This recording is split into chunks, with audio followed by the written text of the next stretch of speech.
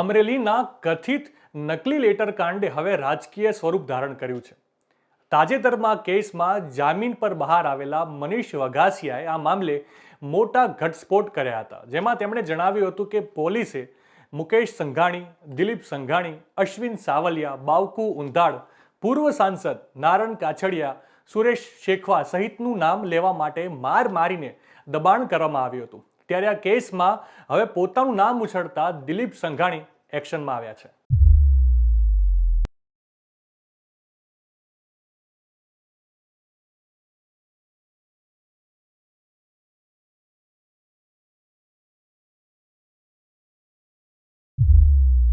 વિગતે વાત કરીએ.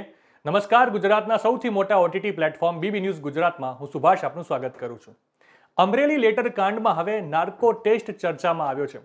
તાજેતરમાં પરેશ ધાનાણીએ કૌશિક વેકરિયાનો નાર્કો ટેસ્ટ કરવાની માંગ કરી હતી, ત્યારે હવે દિલીપ સંઘાણીએ પર પોતાના નાર્કો ટેસ્ટ કરવાનું જણાવ્યું હતું.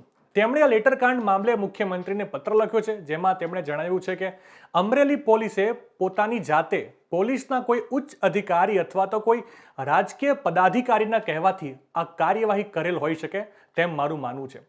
કોઈ સામાન્ય વ્યક્તિના ઇશારે પોલીસ આ પ્રકારનું કાર્ય કરી જ ન શકે. આ કેસમાં કહેવાતા સાચા કે ખોટા પત્ર સાથે મારે કોઈ લેવા દેવા નથી અને આ બાબતે સત્યતા બહાર લાવવા માટે હું પોતે નાર્કો ટેસ્ટ કરાવવા તૈયાર છું. તેમજ ફરિયાદી અને આ કેસ સાથે જોડાયેલા અન્ય 2-4 વ્યક્તિના પણ નાર્કો ટેસ્ટ થવા જોઈએ, જેથી વાસ્તવિક હકીકત સુધી લોકો પહોંચી શકે. આ સાથે તેમણે સરકારનો બચાવ કરતા એમ પણ લખ્યું છે કે સરકાર પોલીસની ગેરકાયદેસર રાત્રે મહિલાની ધરપકડ છાવરે છે તે હકીકત સાવ ખોટી છે. સરકાર સત્ય બહાર લાવવા તમામ પ્રકારના કાનૂની કાર્યવાહી કરી રહી છે.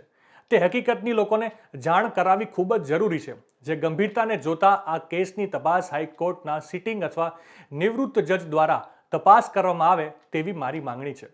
દિલીપ સંઘાણીના આ પત્ર બાદ હવે અમરેલીના પૂર્વ સાંસદ વીરજી ઠુમ્મરની પ્રતિક્રિયા સામે આવી છે. વીરજી ઠુમ્મરે જણાવ્યું કે હું દિલીપભાઈને અભિનંદન આપીશ કે તેઓ આ દૂધનું દૂધ અને પાણીનું પાણી થઈ જાય તેના માટે ઘણા લાંબા સમયથી આ બધા પ્રયાસો કરી રહ્યા છે. ત્યારે પોલીસે પાયલ ગોટીને રાત્રે ધરપકડ કેમ કરી, કોના કહેવાથી કરી? પાયલ ગોટીનું મેડિકલ કરવા માટે પણ રાત્રે લઈ જતા હતા, જેથી અમને પોલીસ અને સીટ પર ભરોસો નથી.